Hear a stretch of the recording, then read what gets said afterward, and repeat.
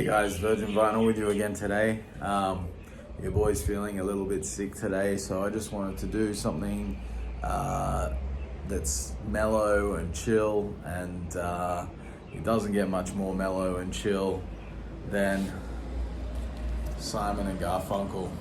I've got here their greatest hits. Now, I picked this one up in the Black Hole, which I've told you guys about on previous episodes. It's a shop here that basically is just a sort of chaotic mess, and you go in there and everything's all over the place, and you kind of just have to sift through things, and sometimes you find things that you weren't expecting to find. You don't go there looking for something specific. You go there just to sort of maybe find something cool that you weren't expecting. And I found a lot of cool stuff there, and often you find it really cheap. And I saw this sitting there. It was like, I think it was 20 shekels from memory, which is, just a little bit more than a can of soda. And so I was like, yeah, I gotta have that.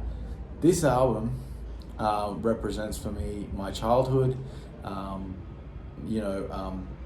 I'll also say this, that in the history of sort of recorded albums, there was the advent of the greatest hits record, and some of there's like every successful band has pretty much had a greatest hits record come out over the years on various labels and in sort of various levels of worth. But some of them, when they're done, become absolute masterpieces in their own right. Just the way that they're compiled, the way the songs run, the songs that are chosen, the particular artist, and everything about it. It just sort of creates its own. It's not just a collection of songs anymore. It sort of becomes its own album, its own unique statement.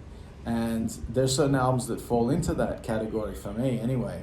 And I think for most people, if they think about it as well, like ones that come to mind straight off the bat would be like the Bob Marley Greatest Hits album. Like, I think if you have that, you're pretty much covered. I mean, okay, I'm not a reggae fan, so like I know reggae fans are probably going to be like, oh, you fucking idiot. But I mean, I think for the casual, I mean, that's a masterpiece. That Greatest Hits album, it's just full of hits. The Beatles, with their blue and red. Those blue and red collections that they did, the red of the earlier material and then the blue of the sort of second half of their career. And like those collections of songs are just like the best Beatles albums. Like those two albums are like, they basically create the greatest Beatles albums. They're incredible. What else? Queen, the Queen Volume 1 and Volume 2 best ofs are really, really good. But another one that always comes to mind for me whenever I think of that is this one right here. I think this is like, this ends up being their greatest album. And it's just like literally every song on here is an absolute masterpiece in my opinion. It opens up with Mrs. Robinson, which is taken from obviously the, I actually don't know if they wrote it for the movie The Graduate or if The Graduate just used that music. I think it was written, oh yeah, well of course, Mrs. Robinson, it was written for that movie, of course. Duh. For Emily, Whenever I May Find Her, beautiful song. The Boxer just grows from being this sort of like simple, soft song into this, as it expands and opens up into this epic, beautiful, incredible song with all the string arrangements at the end that really add so much to it. Incredible.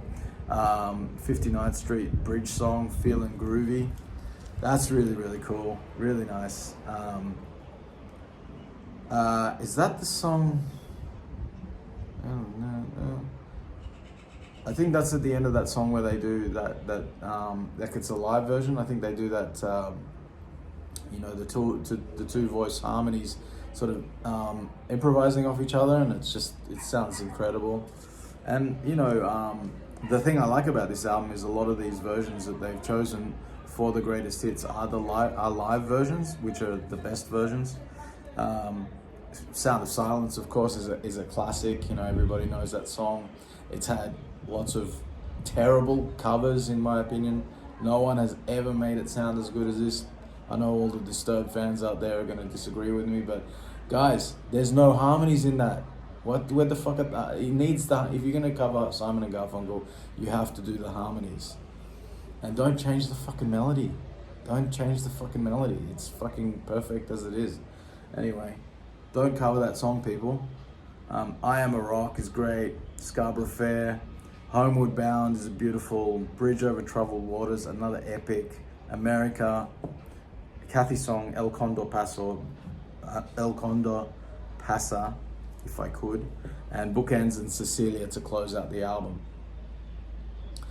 When I was a young fella, like my parents got divorced when I was just a baby, and then my dad got remarried straight away, and my mum, for a long time, most of my childhood, she was, dating, and she would sort of have a few boyfriends over the years, and when you're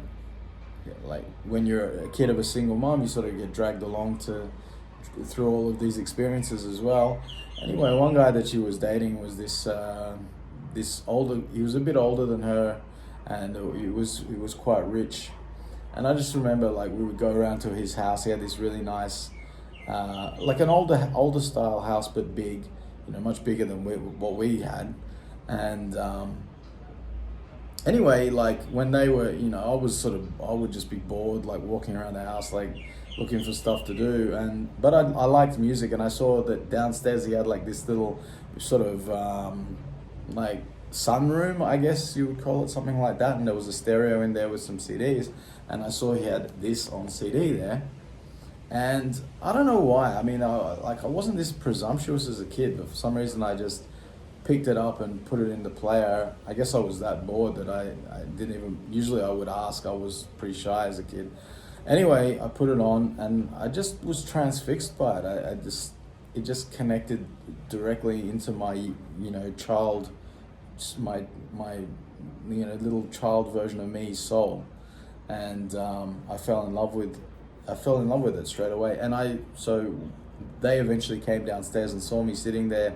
By this time I was about halfway through the album, and they're like, what are you doing? I'm like, I just found this and I love it. And the guy he said, hey, you can take it if you like.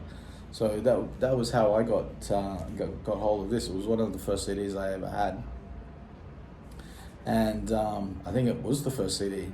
Yeah, it was like, because it was really early in CD time, and I would only have been, when would that have been, like 1989 or something? Yeah, I think up until then, like anything I bought was still, like I bought a few vinyl records, like the first things I ever bought, and a few tapes. And then it wasn't until I think that like 1990, maybe I bought CDs, started buying CDs then. Anyway, who cares about that? Fantastic album. Like it's perfect for like days like this when I'm feeling sick, but I want to just relax and sort of like recover. And but even in this state, I like to have music to soothe my soul, and this is really soothing and calming and just hits the spot beautifully. Beautiful harmonies, great songwriting. Paul Simon's guitar playing, his acoustic playing is really tasty and really tasteful. And there's certain bands that have just the combination of their voices creates a certain magic. The Beach Boys, the Beatles, and Simon and Garfunkel. And of course there's others, but those are the ones that for me, like when I think of vocal harmonies that are sort of perfect and unique, those are the ones that spring to mind. Anyway guys, that's it for today. I'm gonna go and chill, hit the subscribe button, and I'll see you tomorrow.